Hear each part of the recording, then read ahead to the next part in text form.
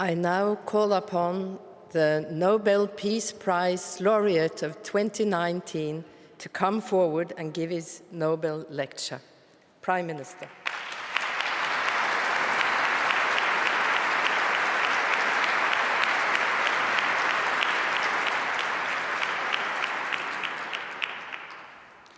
Your Majesties, Your Royal Highnesses, distinguished members of the Norwegian Nobel Committee, fellow Ethiopians, fellow Africans, citizens of the world, ladies and gentlemen.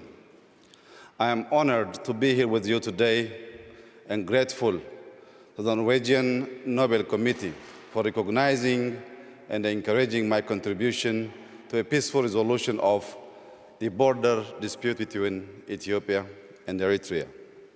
I accept this award on behalf of Ethiopians and Eritreans, especially those who made the ultimate sacrifice in the cause of peace.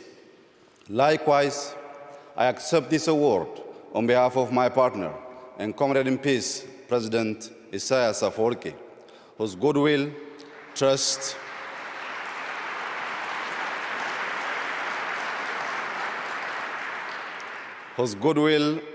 and commitment were vital in ending the two-decade deadlock between our countries. I also accept this award on behalf of Africans and citizens of the world for whom the dream of peace has often turned into a nightmare of war. Today, I stand here in front of you talking about peace because of faith. I crawled my way to peace through the dusty trenches of war years ago. I was a young soldier when war broke out between Ethiopia and Eritrea. I witnessed firsthand the ugliness of war in frontline battles. There are those who have never seen war but glorify and romanticize it. They have not seen the fear. They have not seen the fatigue. They have not seen the destruction or heartbreak, nor have they felt the mournful impotence of war after the carnage. War is the epitome of hell for all involved. I know because I have been there and back. I have seen brothers slaughtering brothers on the battlefield. I have seen older men, women, and children trembling in terror under the deadly shower of bullets and artillery shells. You see, I was not only a combatant in war, I was also a witness to its cruelty and what it can do to people. War makes for bitter men, heartless and savage men. 20 years ago, I was a radio operator attached to an Ethiopian army unit in the border town of Badime. The town was the flashpoint of the war between the two countries. I briefly left the Foxwell in the hopes of getting a good antenna reception. It took only but a few minutes, yet upon my return, I was horrified to discover that my entire unit had been wiped out in an artillery attack. I still remember my young comrade in arms who died on that ill-fated day. I think of their families too. During the war between Ethiopia and Eritrea, estimated 100,000 soldiers and civilians lost their lives. The aftermath of the war also left untold numbers of families broken. It also permanently shattered communities on both sides. Massive destruction of infrastructure further amplified the post-war economic burden. Socially, the war resulted in mass displacements, loss of livelihoods, deportation, and denationalization of citizens. Following the end of active armed conflict in June 2000, Ethiopia and Eritrea remained deadlocked in stalemate of no war, no peace for 2 decades. During this period, families were split over borders, unable to see or talk to each other for years to come. Tens of thousands of troops remained stationed along both sides of the border. They remained on edge, as did the rest of the country and region. All were worried that any small border clash would flare into a full-blown war once again. As it was, the war and the stalemate that followed were threats for regional peace, with fears that a resumption of active combat between Ethiopia and Eritrea would destabilize the entire Horn region.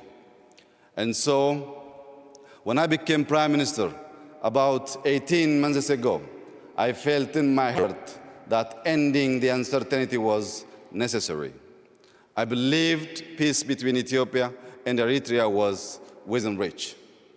I was convinced that the imaginary wall separating our two countries for much too long needed to be torn down. And in its place, a bridge of friendship, collaboration, and goodwill has to be built to last for ages. That's how I approached the task of building peace, a peace bridge with my partner, President Isaias Afwerki. We were both ready to allow peace to flourish and shine through. We resolved to turn our swords into plowshares and our spears into pruning hooks for the progress and prosperity of our people. We understood our nations are not enemies, and instead we were victims of the common enemy called poverty. We recognized that while our two nations were stuck on all the grievances, the world was shifting rapidly and leaving us behind. We agreed we must work cooperatively for the prosperity of our people and our region. Excellencies, ladies and gentlemen, today we are reaping our peace dividends. Families separated for over 2 decades are now united. Diplomatic relations are fully restored. Air and telecommunication services have been reestablished, and our focus has now shifted to developing joint infrastructure projects that will be a critical lever in our economic ambition. Our commitment to peace between our two countries is ironclad. One may wonder how it is that a conflict extending over 20 years can come to an amicable resolution. Allow me to share with you a little about the beliefs that guide my actions for peace. I believe that peace is an affair of the heart. Peace is a labor of love. Sustaining peace is hard work, yet we must cherish and nurture it. It takes a few to make war, but it takes a village and a nation to build peace. For me, nurturing peace is like planting and growing trees. Just like trees need water and good soil to grow, peace requires unwavering commitment, infinite patience, and goodwill to cultivate and harvest its dividends. Peace requires good faith to blossom into prosperity, security, and opportunity. In the same manner, trees absorb carbon dioxide to give us life and oxygen. Peace has a capacity to absorb the suspicion and doubt that may cloud our relationship. In return, it gives back hope for the future, confidence in ourselves, and faith in humanity.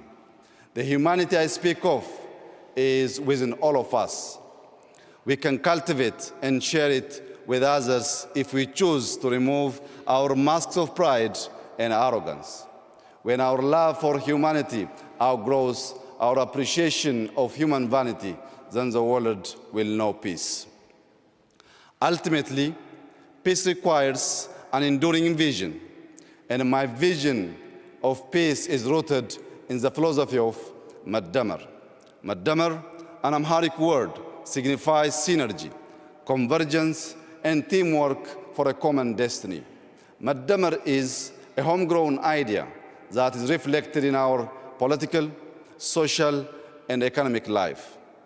I like to think of Maddamar as a social compact for Ethiopians to build a just, egalitarian, democratic, and human society by pulling together our resources for our collective survival and prosperity. In practice, Madamar is about using the best of our past to build a new society and a new civic culture that thrives on tolerance, understanding, and civility. At its core, Madamar is a covenant of peace that seeks unity in our common humanity. It pursues peace by practicing the values of love, forgiveness, reconciliation, and inclusion. Excellencies, ladies and gentlemen, I come from a small town called Bashasha, located in the Oromia region of western Ethiopia. It is in Bashasha that the seeds of Madamar began to sprout. Growing up, my parents instilled in me and my siblings an abiding faith in humanity. Madamar resonates with the proverb, I am my brother's keeper, I am my sister's keeper. In my little town, we had no running water, electricity, or paved roads, but we had a lot of love to light up our lives. We were each other's keepers.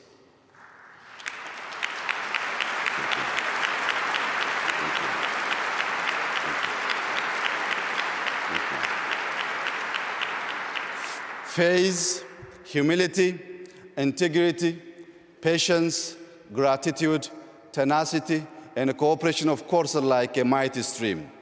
And we travel together on 3 country roads called love, forgiveness, and reconciliation. In the Madamar idea, there is no us and them. There is only us, for we are all bound by a shared destiny of love, forgiveness, and reconciliation. For the people in the land of origins, in the 13 months of sunshine, Madamar has always been second nature. Thank you very much. Thank you. Thank you. Ethiopians maintained peaceful coexistence between the followers of the 2 great religions because we always came together in faith and worship. We, Ethiopians, remained independent for thousands of years because we came together to defend our homeland. The beauty of our Ethiopia is its extraordinary diversity. The inclusiveness of Madamar ensures no one is left behind in our big extended family. It has also been said, no man is an island, just the same no nation is an island. Ethiopia's Madamar-inspired foreign policy pursues peace through multilateral cooperation and good neighborliness. We have an old saying, በሰላም እንድታድር ጎረቤትህ ሰላም ይደር ዮ ኦላን ነገያም ብሎ Thank you. ዮ ኦላን ነገያም ብሎ ነጋም ብለኒ It is a saying. Thank you. It is a saying shared in many African languages, which means for you to have a peaceful night, your neighbor shall have a peaceful night as well. The sense of this proverb guides the strengthening of relations in the region. We now strive to live with our neighbors in peace and harmony. The Horn of Africa today is a region of strategic significance. The global military superpowers are expanding their military presences in the area. Terrorist and extremist groups also seek to establish a foothold. We don't want the Horn to be a battleground for superpowers nor a hideout for the merchants of terror and brokers of despair and misery. We want the Horn of Africa to become a treasury of peace and progress. Indeed, we want the Horn of Africa to become the horn of plenty for the rest of the continent. Excellencies, ladies and gentlemen, as a global community, we must invest in peace. Over the past few months, Ethiopia has made historic investments in peace, the returns of which we will see in years to come. We have released all political prisoners. We have shut down detention facilities where torture and vile human rights abuses took place. Today, Ethiopia is highly regarded for press freedom. It is no more a jailer of journalists. Opposition leaders of all political stripes are free to engage in peaceful political activity. We are creating an Ethiopia that is second to none in its guarantee of freedoms of expression. We have laid, thank you, thank you, thank you, thank you very much, thank you. We have laid the groundwork for genuine multi-party democracy, and we will soon hold a free and a fair election. I truly believe peace is a way of life, war a form of death and destruction. Peacemakers must teach peacebreakers to choose the way of life. To that end, we must help build a world culture of peace. But before there is peace in the world, there must be peace in the heart and mind. Thank you.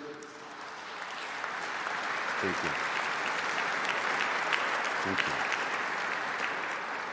There must be peace in the family, in the neighborhood, in the village, in the towns and cities. There must be peace in and among nations.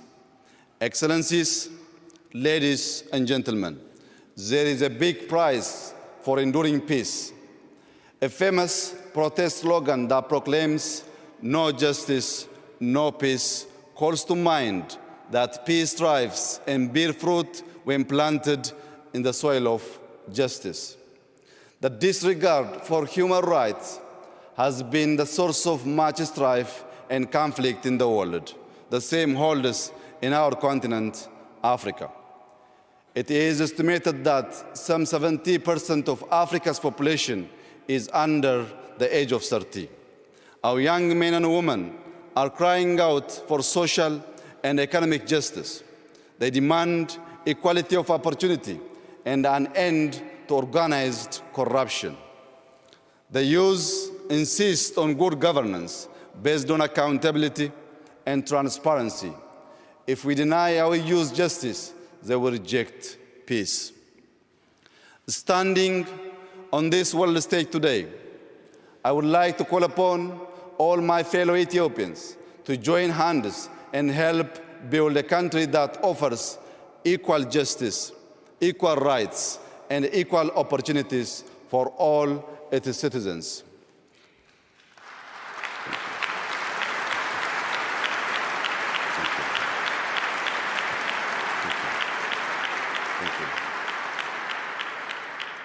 I would like to specially express that we should avoid the paths of extremism and division powered by politics of exclusion. Our accord hangs in the balance of inclusive politics.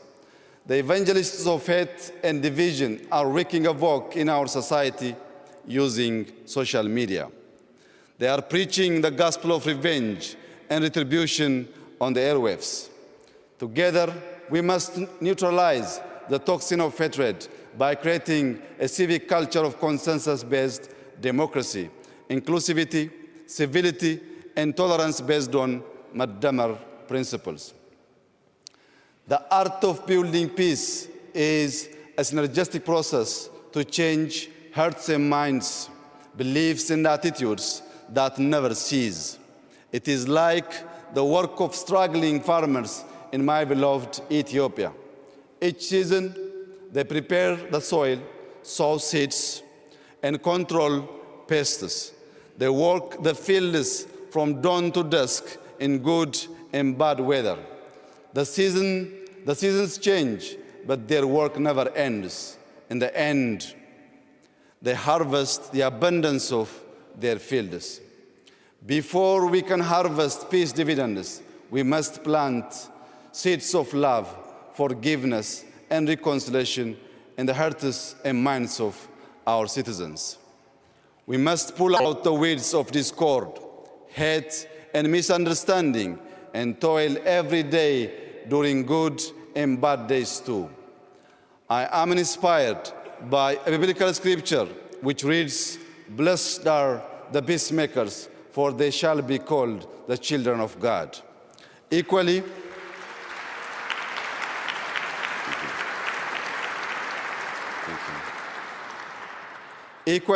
I am also inspired by Holy Quran verses which reads, "Humanity is but a single brotherhood, so make peace with your brethren." Thank you very much. Thank you. I am committed to toil for peace every single day, and in all seasons, I am my brother's keeper. I am my sister's keeper too. I have promises to keep before I sleep. I have miles to go on the road of peace. As I conclude, I call upon the international community to join me and my fellow Ethiopians in our Muddamar-inspired efforts of building enduring peace and prosperity in the Horn of Africa. Salam ለሁላችን ነገኝ ሁንደ ኬኛ ፈተው. Peace shall be upon all of us. Thank you very much.